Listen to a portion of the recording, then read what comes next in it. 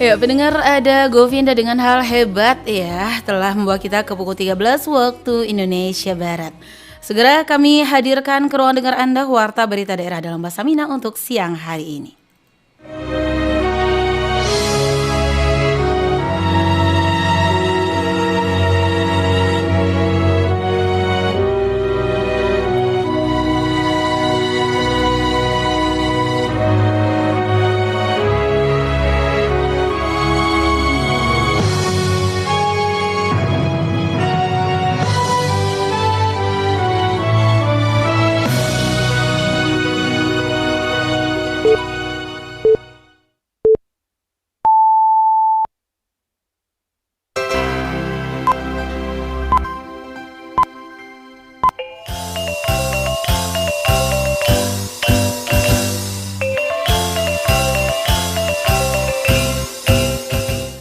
Ya, selamat siang sanak pendengar. Untuk mengawali perjumpaan siang hariku kami sampaikan sari berita utama.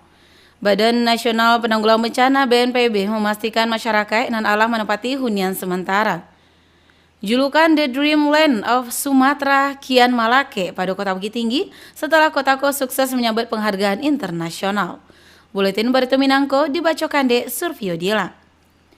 Badan Nasional Penanggulangan Bencana BNPB memastikan masyarakat nan alah menempati hunian sementara atau huntara pada ampe kabupaten di Provinsi Sumatera Barat akan tetap tapanuhi hak logistiknya. Berikut kita dengarkan Yudi Prama Agustino menurunkan laporannya. Hunian sementara atau huntara di Sumatera Barat nan dibangun Badan Nasional Penanggulangan Bencana atau BNPB resmi mulai ditempati warga pada Sabtu 24 Januari 2026 lalu setelah diresmikan Dek Menteri Koordinator Pembangunan Manusia dan Kebudayaan atau Menko PMK Pratikno bersama Menteri Dalam Negeri Muhammad Tito Karnavian serta Kepala BNPB Letjen TNI Suharyanto. Kepala BNPB Letjen TNI Suharyanto menyebutkan, huntarako tersebar di ampek kabupaten, yakni Agam, Padang Pariaman, 50 kota dan pesisir selatan, jumlah keseluruhan 267 unit. Para warga terdampak bencana nan sebelumnya tinggal di lokasi pengungsian, kini mulai berada di tampek nan lebih layak, jo fasilitas nan lebih memadai di huntara. Suharyanto memastikan masyarakat nan alah menempati huntara akan tetap terpenuhi hak logistik untuk di Kabupaten Agam total huntara 385 unit dan selesai 170 unit, Kabupaten Padang Pariaman total 74 unit dan pembangunannya alah selesai, selanjutnya di Kabupaten 50 kota dari total 60 unit baru 34 unit huntara selesai, berikutnya Kabupaten Pesisir Selatan sebanyak 62 unit, 42 unit alah selesai dibangun, secara keseluruhan kebutuhan huntara di Sumatera Barat berjumlah hampir 107 unit. Masyarakat yang masuk ke huntara itu tidak hilang hak terkait dengan akses logistik. Nah, nanti ada beberapa cara. Apakah di huntara-huntara itu akan dibangunkan dapur umum, makanannya dikirim, makanan matang gitu, atau nanti dikirim makanan logistik mentah. Nah, ini diatur oleh Pak Bupati, diatur oleh Kalaksa. Kalau memang di huntara-huntara ini tidak memungkinkan untuk masak secara sendiri-sendiri, ya kita bangunkan, siapkan betul-betul dapur umum sebagaimana mereka masih tinggal di tenda-tenda pengungsian. Suharyanto menjelaskan, masyarakat nan masuk ke huntara tu indak akan hilang hak terkait jo akses logistik, dia akan ada sejumlah skema pendistribusian logistik untuk masyarakat nan dilakukan di huntara, di antaranya apabila di lokasi huntara indak memungkinkan bagi masyarakat memasak sendiri, maka akan disiapkan dapur umum.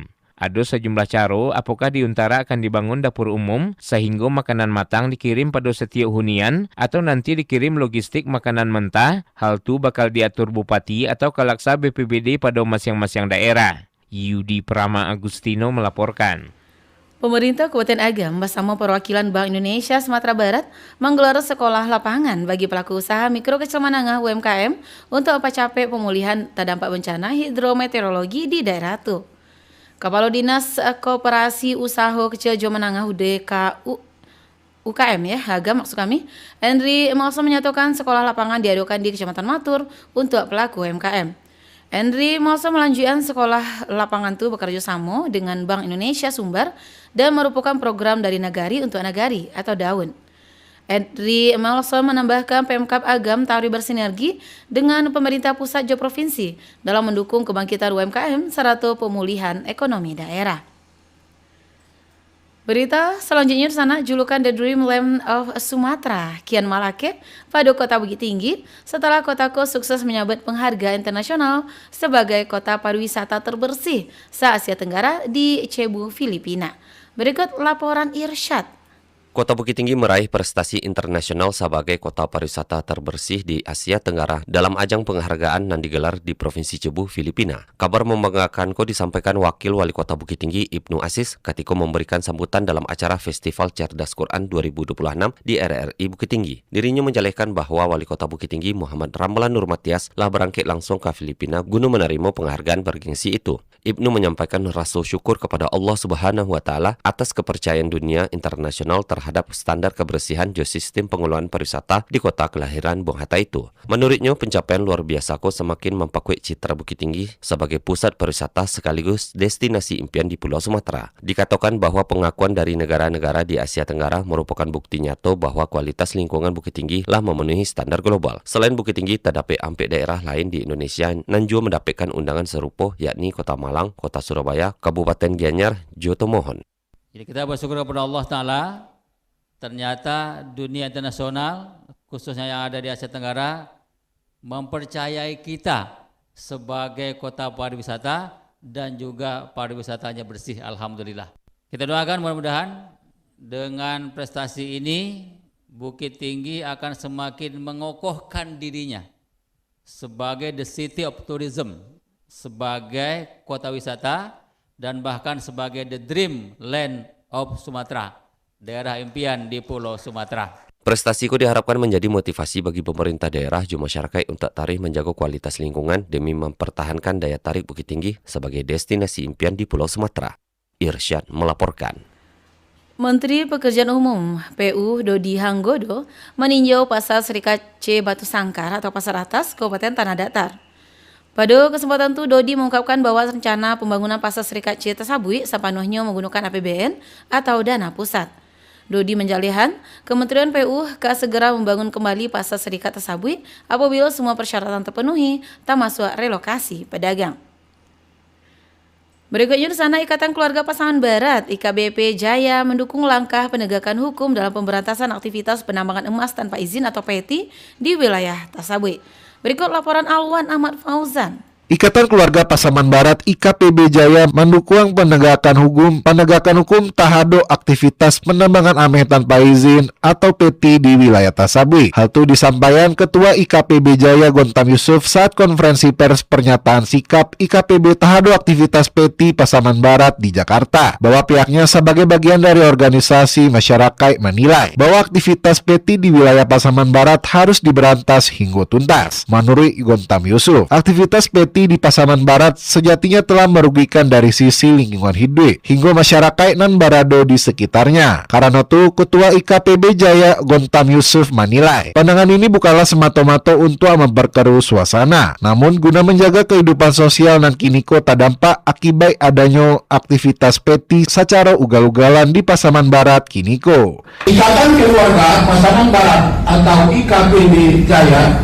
sebagai organisasi kemasyarakatan yang menghimpun warga perantau Pasaman Barat memandang perlu menyampaikan sikap dan pandangan resmi atas dinamika sosial yang berkembang akhir-akhir ini di Pasaman Barat, khususnya terkait isu pertambangan tanpa izin atau PETI serta respons publik terhadap langkah-langkah penegakan hukum yang dilakukan oleh negara. Sebagaimana diketahui sebelumnya, Satuan Reserse Kriminal Satreskrim Polres Pasaman Barat meringkus 8 lelaki yang diduga melakukan aktivitas penambangan ameh tanpa izin atau PETI di Kasiak Putiah Jorong, Lubuak Sariak, Nagari Kajai, Kecamatan Talamau pada Kamis 8 Januari beberapa waktu lalu. Diterangkan bahwa Satlantas Pasaman Barat bangke menuju lokasi sekitar pukul 3:15 waktu Indonesia Barat dini hari. Petugas langsung melakukan penyergapan di lokasi tasabui. Sarato berhasil mengamankan 8 pelaku masing-masing berinisial PSP usia 23 tahun, DH usia 34 tahun, P usia 27 tahun, AS berusia 27 tahun, MH usia 23 tahun, M usia 40 tahun, D usia 33 tahun. Sarato MH usia 36 tahun. Dari 8 pelakunan berhasil diamankan. 2 pelaku baperan sebagai operator alat bare, 1 orang helper, 1 pengawas lapangan, Sarato 4 lainnya berperan sebagai anak box. Selain ko, Satreskrim Polres Pasaman Barat juga mengungkapkan, petugas menyita barang bukti berupa 1 unit alat bare atau eskavator PC210F merek SDLG warna kuning, 2 buah alat dulang ameh terbuat dari kayu, Sarato 3 lembar karpet berwarna hijau terbuat dari plastik. Selain ko, barang bukti lainnya nan diamankan Polres Pasaman Barat, yakni 1 buah timbangan digital warna hitam merek CHQ HWH Pocket Scale, Sarato pasia dan diduga bercampur dengan butiran ame. Dari Kabupaten Pasaman Barat, Alwan Ahmad Fauzan, RRI Bukit Tinggi melaporkan. Bawaslu Kabupaten Pesisir Selatan mematangkan persiapan pelaksanaan program kelas pemilu bagi pemilih pemula melalui koordinasi dengan pihak SMA Negeri 2 Painan. Koordinasi tersebut dilakukan sebagai upaya meningkatkan literasi demokrasi serta kesadaran politik siswa sekolah menengah atas, khususnya menjelang mereka memasuki usia sebagai pemilih pemula. Anggota Bawaslu PSL Bambang Putra Niko menjelaskan koordinasi tersebut merupakan tindak lanjut dari nota kesepahaman atau MOU antara Bawaslu PSL Jo Cabang Dinas Pendidikan Wilayah 7 Sumatera Barat dalam pelaksanaan pendidikan politik di sekolah. Menurutnya, program kelas pemilu dirancang untuk memberikan pemahaman dasar tentang demokrasi, kepemiluan, serta peran pengawasan pemilu kepada siswa. Berikutnya, Berani Jo Percaya Diri, siswi MA Negeri 2 Kota Bukit Tinggi, wawancarai Sekda. Berikut laporan Joni Marbeta. Siswi kelas 10 Madrasah Aliyah Negeri Man 2 Kota Bukit Tinggi, Stephanie Uswah Fatana mengaku bangga dapat mewawancarai langsung Sekretaris Daerah Sekda Kota Bukit Tinggi Dr. Andes Haji Resmal Hadi MSI, dan kegiatan itu menjadi pengalaman pertamanya sejak mengikuti ekstrakurikuler Procaster di Man 2 Kota Bukit Tinggi. Stephanie mengungkapkan rasa gugup sempat dirinya rasakan saat berhadapan langsung jauh pejabat nomor 3 di Kota Jam Gadangko, namun dengan keberanian dan kepercayaan diri, dirinya mampu menjalankan perannya sebagai reporter pemula dengan baik. Menurut Stephanie, pengalaman turun langsung sebagai reporter sekolah justru memberikannya banyak pengetahuan baru, terutama dalam menggali informasi serta berkomunikasi secara efektif. Saat ditanya mengenai ketertarikannya melanjutkan ke dunia jurnalistik, Stephanie menegaskan bahwa aktivitas yang dirinya jalani kini masih sebatas hobi. Meski demikian, kegiatan sangat membantunya dalam meningkatkan kemampuan public speaking serta memahami pemilihan padanan kata nan tape saat melakukan wawancara.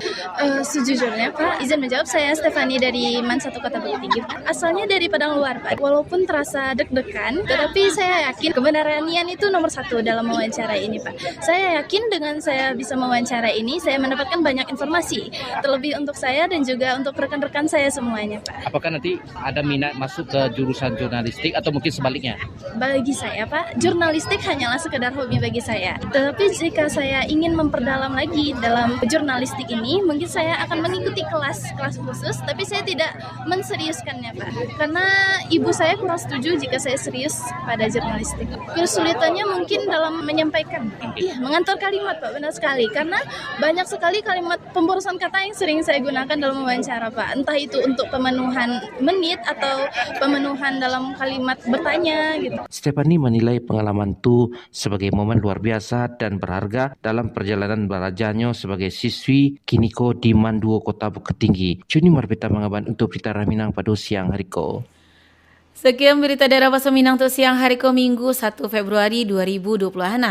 Berita daerah selanjutnya dapat didengarkan besok pagi pada pukul 6 waktu Indonesia Barat. Ambo Surfiadila, selamat siang.